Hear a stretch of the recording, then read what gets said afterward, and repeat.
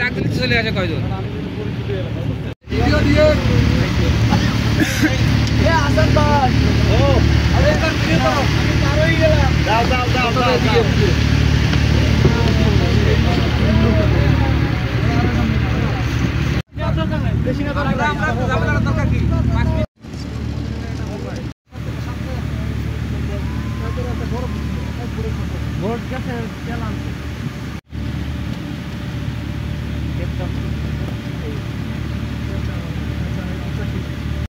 মানে আছে না সময় পাগল হয়ে গেছে বিরিয়ানি খাইবে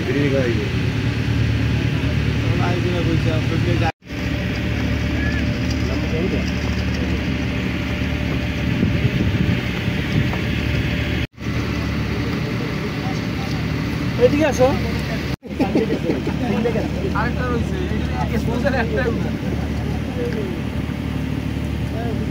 বড়টা কাছে টাকা হতো বড়টা কাছে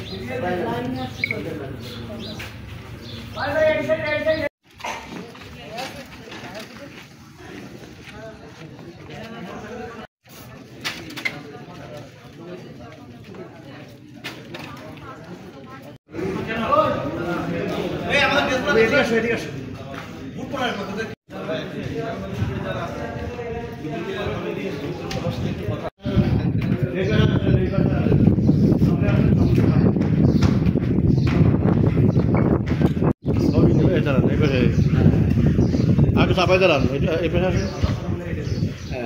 আর কেউ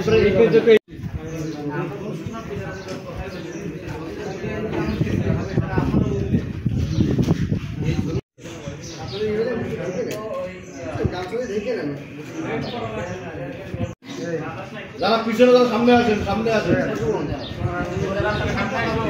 পিছনে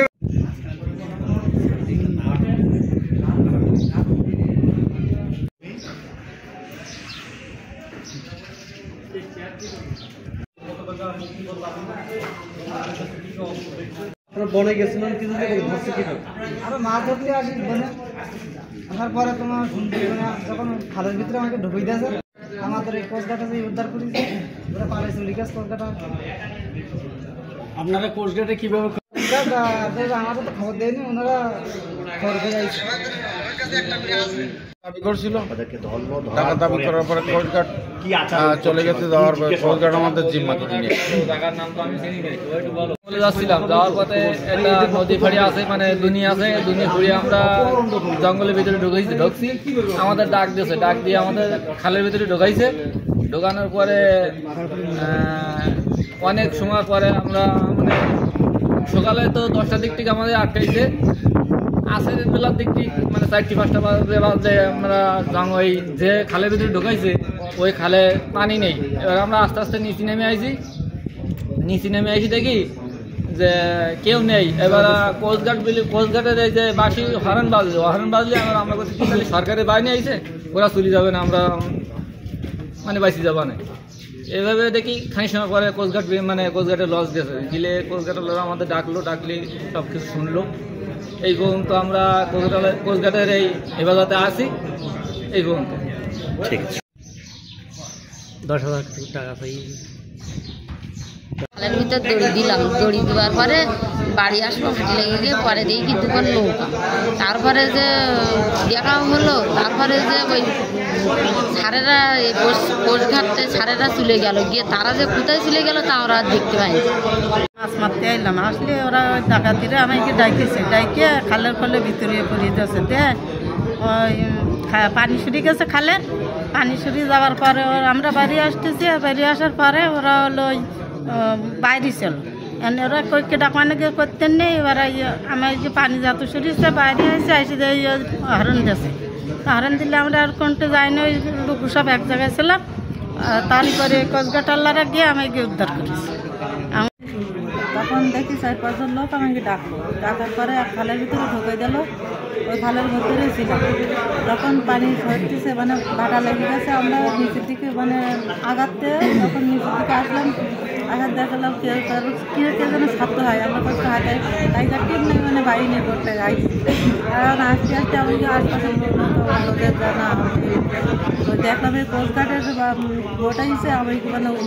বেশি যাবা না, কারণ আমরা বাইরে বেরিয়ে দেখি করো, ওরা এসে আমাকে সাথে কথাবার্তা বললো কি ডাকা করে গেল, কি করলো, এটা করতাম না সেটা সঠিক, কিন্তু এরা দেখে আমাকে সাথে কথাবার্তা বলে আমাকে 10টার দিকে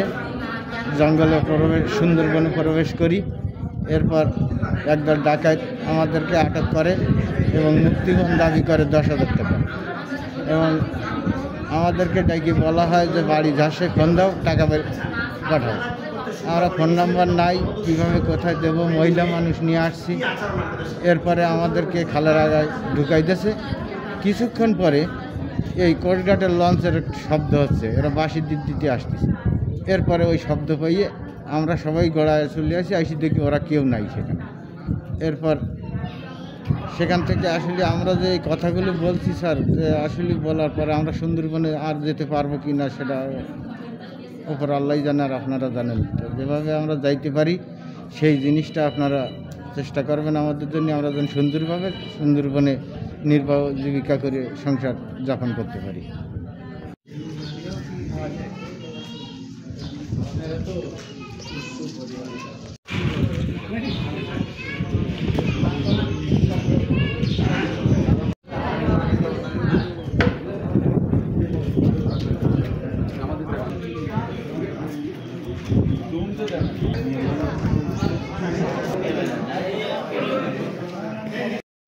আছে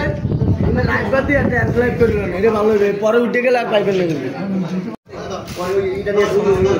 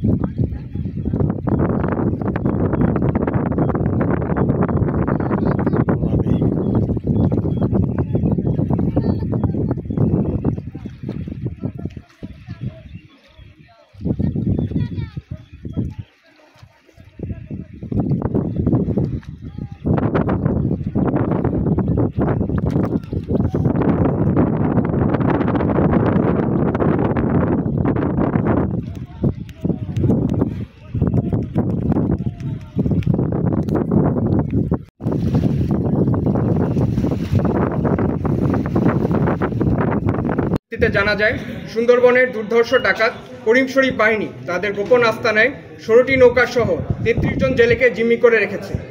প্রাপ্ত তথ্যের ভিত্তিতে বুধবার 9 এপ্রিল 2025 তারিখ সকাল 11টাতে সন্ধ্যা 7টা পর্যন্ত বাংলাদেশ কোস্টগার্ড বেস মংলা ও আউটপোস্ট নলিয়ান কর্তৃক সুন্দরবনের করকরি নদীর মাল্লাখালী এলাকায় একটি বিশেষ অভিযান পরিচালনা করা হয়। অভিযান চলাকালীন কোস্টগার্ডের উপস্থিতি টের পেয়ে ডাকাত দল ফাঁকা গুলি ছড়ে অতি দ্রুত বনে পালিয়ে যায়। পরবর্তীতে উক্ত এলাকা হতে অপহরণকৃত 6 জন নারী সদস্য সহ 33 জন জেলেকে 16টি বোট সহ উদ্ধার করা হয়। প্রাথমিক জিজ্ঞাসাবাদে জানা যায়, ভুক্তভোগীরা গত 9 এপ্রিল 2025 তারিখ সকালে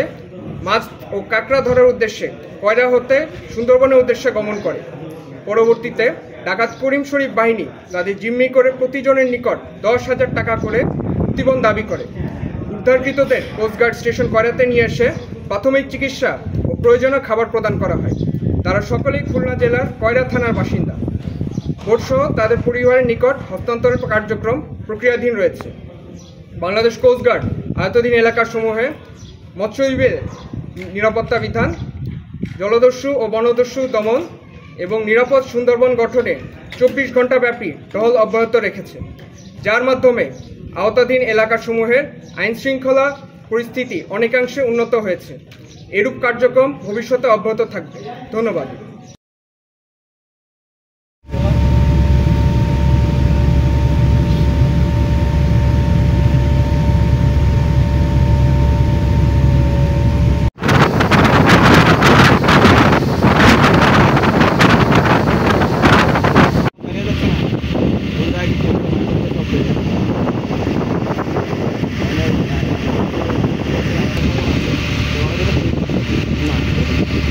মনে করো খারাপ কথা বার্তাতে এখন একটু ফোন দিচ্ছে এমনি কোনো আমরা রাতে গাড়িটা ঘুরে